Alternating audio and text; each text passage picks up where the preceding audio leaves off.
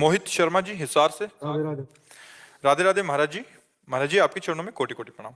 महाराज जी मेरे मन में आता है खूब दान पुण्य करूं, पर मेरी आर्थिक स्थिति ठीक नहीं है। महाराज जी ऐसे जन है जिनकी आर्थिक स्थिति ठीक नहीं दान है, पर पुण्य रुपया से ही थोड़ी होता है बच्चा। दान पुण्य जो होता है ना, वो भाव से होता है। अब जैसे कभी किसी पशु पक्षी या मनुष्य को तुम्हारी शरीर सेवा की जरूरत हो, आप सेवा कर दो, बहुत बड़ा पुण्य हो जाएगा। कभी कोई भूखा है तो रोटी दाल पका दीजिए। आपके पास जैसे कोई ठंडी से कांप रहा है और आपके पास ये जैकेट है, आप उतार के पहना दिए। जरूरी नहीं कि हमारे पास रुपया हो तो हम दान करें, नहीं। हमारे पास 4 रोटी अगर हमारे पास भाव है तो मैं आज भूखा रह जाऊंगा और वो 4 किसी को पवा दूंगा, ये सेवा बन गई, ये पुण्य बन गया, सुकृत बन गया। धन की आकांक्षा नहीं करनी चाहिए धर्म के लिए। धर्म बहुत सूक्ष्म विषय बच्चा।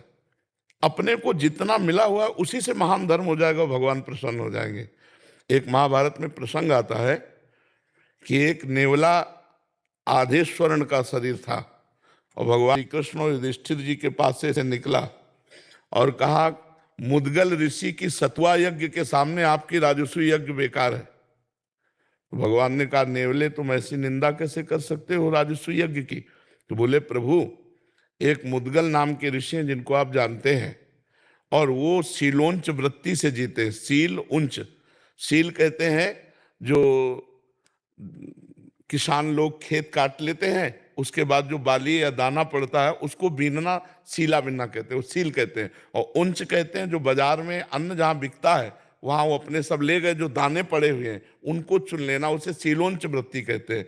और उससे किलो 2 किलो 4 किलो होता होगा तो उसे पिसवा लेते थे सतुआ बनाकर, और रोज थोड़ा चुटकी भर पा लेते थे, 12 महीने ऐसे रहते थे। तो बोले एक दिन वो सतुआ पिसवा के 12 महीने के लिए रखा, उतने में ही आ गए अतिथि रूप में भगवान।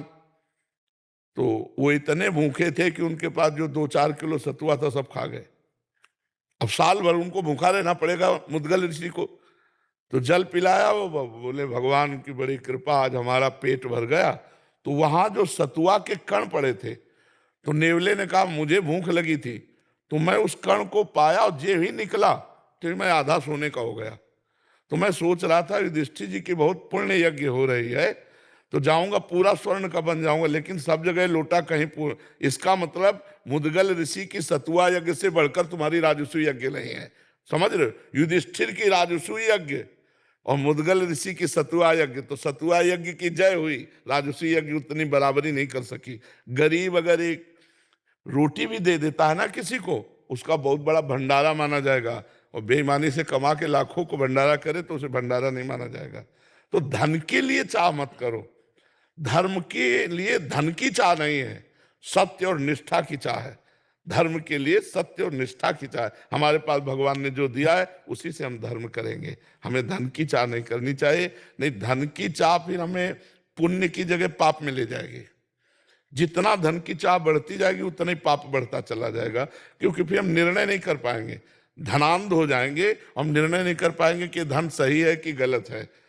100 रुपया धर्म से कमाओ, 10 रुपया फिर दूसरों की सेवा में लगा दो, ये तुम्हारा धर्म बन जाएगा। और बेईमानी, घूस और पापाचरण का पैसा जहां जाएगा वहां बुद्धि भ्रष्ट कर देगा और पाप ही कराएगा, पुण्य तो हो ही नहीं सकता। पाप के पैसे से पुण्य नहीं हो सकता। धर्म द्वारा कमाए हुए 100 रुपये से 10 रुपये निकाल दो, गौ सेवा, संत सेवा, भिक्षुकों की सेवा, बीमार की सेवा, वो बात मान गए। लेकिन ऐसा नहीं पापाचरण करो। इसलिए बहुत धन की आकांक्षा न करे, धर्म की आकांक्षा करे, तो धर्म से जो धन आएगा वो मंगलमय होगा। समझ रहे बच्चा? महाराज जी अधर्म आचरण से धन कमा लिया, आपकी वाणी सुन के आज से प्रेरणा हुई कि नहीं कमाएंगे, तो आपने बोला जहां वो धन जाएगा वहां दुर्गति करेगा, तो फिर ऐसी स्थिति में वो धन का क्या करें? यहाँ किसी गौशाला, हाँ, गौशाला में दे दे, गौओं की उस सेवा में दे दे, या बीमारों की सेवा में दे दे। साधु महात्माओं को कदापि ना दे, क्योंकि उनका जीवन नष्ट हो जाएगा, उनकी बुद्धि भ्रष्ट हो जाएगी। अच्छा, गाय भगवत स्वरूप है, और जैसे बीमार लोग हैं औषधि ले रहे हैं तो संसारिक जन है, उनका कोई एकाग्रता से तो लेन देन है नहीं, और संत का एकाग्रता से लेन देन है। अगर भोजन गलत हो जाएगा तो बुद्धि भ्रष्ट हो जाएगी, भजन नहीं होगा, बस वही सुहाई देगा संसार के भोग वासना प्रपंच। यहाँ तो आपने एक बार बोला था कि कुछ ऐसी जगह भी दे सकते हैं जहां आपको यश की प्राप्ति ना हो, मतलब जहां हाँ, आपको जैसे मान लो बहुत से ब्रजवासी और संतों की सेवा होती रहती है, आप जाओ चुपचाप दे दो, जा करके काम हो जाए। और ये गलती मानो कि आगे हम पाप नहीं करेंगे, लेकिन संतों को डायरेक्ट नहीं देना चाहिए। पाप का कमाया हुआ धन संतों को नहीं देना चाहिए, नहीं तो निश्चित उनकी बुद्धि भ्रष्ट होगी, तुम्हें डबल पाप लगेगा। क्यों? और क्या, वो भजन कर रहे हैं, उनके भजन में विघ्न डाल दिया तो तुम्हें पाप नहीं लगेगा। तो इसलिए पाप के धन से तो कभी पुण्य हो ही नहीं सकता। वो प्रायश्चित है, जैसे आप दे आए गौशाला में, आप बीमार हो, वो प्रायश्चित है तुम्हारे पाप का, पुण्य नहीं बनेगा। पुण्य तो बनेगा धर्म से कमाए हुए धन के द्वारा। ऐसा हो तो फिर क्या है? ऐसा नहीं है। अवश्य में भोक्तव्यम कृतम कर्म शुभाशुभम, शुभ और अशुभ कर्म दोनों भोगने पड़ेंगे। इसलिए बहुत संभल के चलना चाहिए। शास्त्र में धर्म का कमाया हुआ 100 रुपया, उसमें 10 रुपया किसी को कर सकते हो, ऐसा लिखा।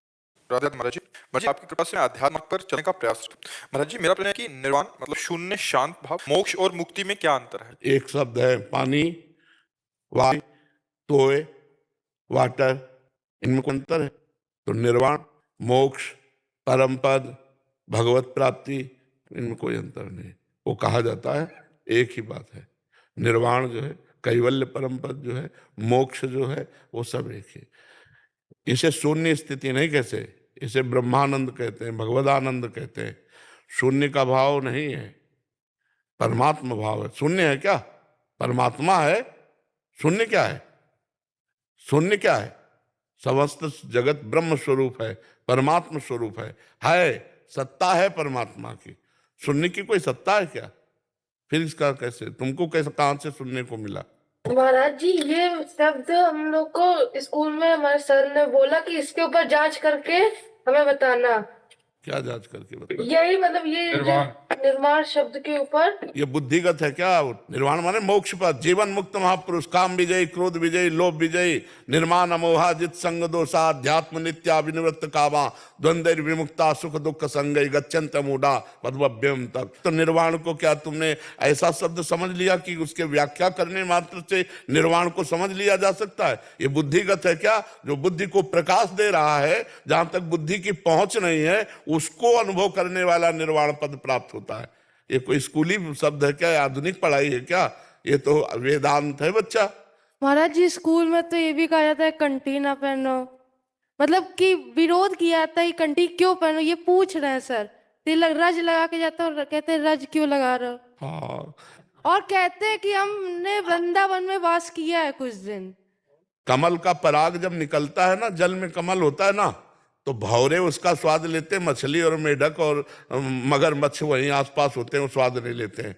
तो वृंदावन आकर के रह गए, लेकिन उनकी बुद्धि में कोई फर्क नहीं पड़ा। महाराज जी और देखिए गायत्री मंत्र का अनुष्ठान जैसे नहीं करना चाहिए, कि वो लोग कह रहे थे कि करो अनुष्ठान, अब इसमें नहीं, गायत्री मंत्र का अनुष्ठान करने की पद्धति है, जब गुरु के द्वारा यज्ञोपवीत धारण होता है ब्रह्म ऋषि के द्वारा, और फिर वो जब ब्रह्म ऋषि कोई गायत्री मंत्र कान में देता है, फिर उसका अनुष्ठान किया जा सकता है। ऐसे थोड़ी होता है। ऐसे वो जूते पहन के चिल्ला चिल्ला के। नहीं तो कौन सिद्ध हुआ जा रहा है? सिद्ध कौन हुआ जा रहा है? ये सब तुम अच्छे बच्चे हो, आध्यात्मिक बच्चे हो, हम तुम्हें धन्यवाद देते हैं कि कम से कम आपकी बुद्धि आध्यात्मिक बात को समझ रही है। ये आज का जो आधुनिक टीचर है, वो अध्यात्म को जो नहीं जानता है, वो तो ऐसे भी उपदेश करते हैं, हस्तमैथुन वीर्यपात करने वाला स्वस्थ रह सकता है। ये छोटे छोटे बच्चे कच्ची उम्र के, अरे कम से कम 20-25 का हो गया, गृहस्थ में गया, फिर वो बात अलग है। ये छोटी छोटी नई फसलें हैं, इनको गंदी आदतें सिखाए। तो आजकल स्कूल में शायद पढ़ाया भी जाता है जी वो बुक में एक चैप्टर है। हाँ, चैप्टर ब्रह्मचर्य का चैप्टर तो नहीं होगा तुम्हारी बुक? नहीं नहीं, हाँ ये जरूर पढ़ाया जाएगा, ये जरूर पढ़ाया जाएगा। और आप अच्छे बनो, आप ब्रह्मचर्य से रहना, गंदे बच्चों का संग मत करना। आप देखना आप क्या बन जाओगे। पौधे को संभाल के चले, वृक्ष बन जाए तो हजारों की छाया बन जाता है। अगर आप अच्छे बच्चे बन गए तो हजारों को सुधारने वाले बन जाओगे, पैंट शर्ट में महात्मा बन जाओगे। महात्मा स्थिति होती है तो बहुत अच्छा है, लेकिन किसी की निंदा मत करना। और अब जैसे स्कूल में कह दे कंठी ना पहनो, तो अगर सरकारी विरोध हो तो बात हम नहीं समझते, तो कंठी उस समय भाई माँ जी पहनने को नहीं पूछेंगे, क्यों पहन रहे हो, रज क्यों लगा रहे हो, क्या होता है इससे? अच्छा, रज इसलिए लगाई जाती है, ये भगवत चरणारविंद, गुरु चरणारविंद, महापुरुषों की चरण रज है वृंदावन की रज। जब उसको लगाते हैं तो हमारी बुद्धि शुद्ध होती है।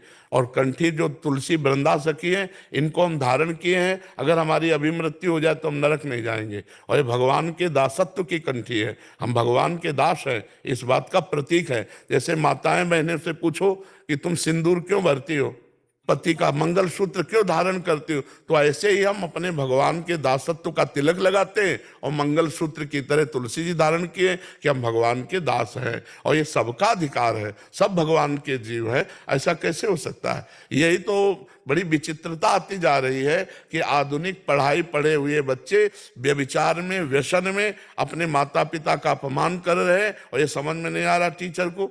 बिना अध्यात्म की शिक्षा के विनय नहीं आता, बिना अध्यात्म की शिक्षा के जितेंद्रियता नहीं आती, बिना अध्यात्म की शिक्षा के बुद्धि प्रवीण नहीं होती। बुद्धि में तो बहुत चतुरता है, लेकिन देखो दोष बढ़ रहे हैं ना हमारे बच्चों में। देखो ना आज के नए बच्चों में कितने दोष बढ़ रहे हैं। अगर इनको रोका ना गया तो यही तो हमारे भारत के भविष्य हैं।